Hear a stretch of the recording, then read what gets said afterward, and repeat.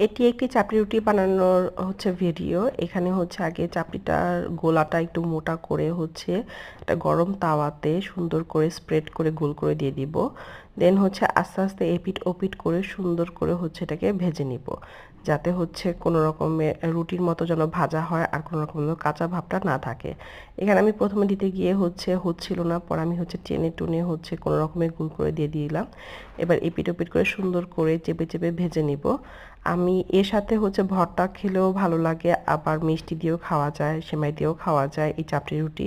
কিন্তু আমি আজকে খাবো মুরগির মাংস তরকারি দিয়ে, আর ঝোল দিয়ে সুন্দর করে খেতে ভালো লাগে। এটা একটা ইন্ডিয়ান ডিশ হলেও বাঙালিদের প্রতিটি ঘরে ঘরে শীতের সকালে এই চাপড়ি রুটিটা বানানো হয়। কোনো রকম বেলার ঝামেলা ছাড়াই এই রুটিটা বানানো যায়, তাই এই রুটিটা বানানো। সবাইকে আসসালামু আলাইকুম এভরিওয়ান, কেমন আছেন আপনারা সবাই? আপনাদের সবাইকে স্বাগত জানাই আমার মিস্টার মিসেস মৃধা পেজে। তো আশা করি সবার নতুন বছর খুবই ভালো যাচ্ছে।